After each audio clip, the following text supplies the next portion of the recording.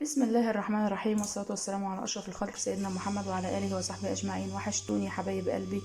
يلا النهاردة نعمل حاجة بسيطة كده، نعمل كشري أصفر بالحاجات بتاعته اللي حواليه بقى كده، وهي أحلى أكلة بالنسبة لي على فكرة.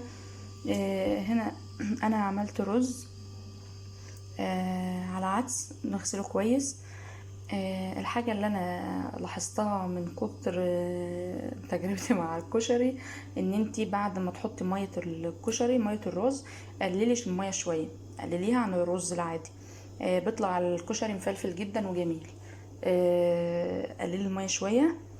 وهنا نقعنا برنجان عشان ما يشربش معانا زيت، نقعناه في مية وملح. وهنا نقعين الخضرة بتاعتنا طبعا. ويلا بينا نحط الكشري على النار ونقول بسم الله.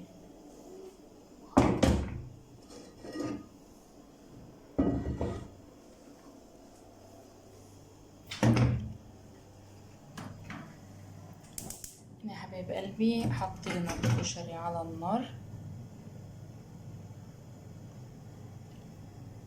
وهنحط له الملح بتاعه. وبعد كده هنبقى لما ينشف هنبقى نعمل له السمنه، في نقدح السمنه ونحطها عليه. خليكم معايا. هنا يا حبايب قلبي الرز كان نشف، الكشري قصدي كان نشف. فبتحطي عليه بقى السمنه المسيحه، وبتحطي رشة كمون ورشة فلفل اسمر، وبكده قلبيه ونضربه. نصيحة يا حبايبي، انا طبعا كنت سلقت بيض ومحمرة بطاطس، البطاطس عشان تقرمش انا قطعتها وولعت عليها من اول ما بدأت اعمل الكشري، وتسيبيها على النار هادية بتطلع مقرمشة جدا جدا. طبعا سلقنا البيض والمخلل وعملنا السلطة الخضراء.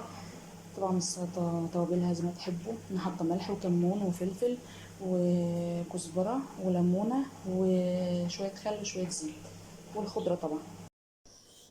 هنا كانت نهاية الوصفة.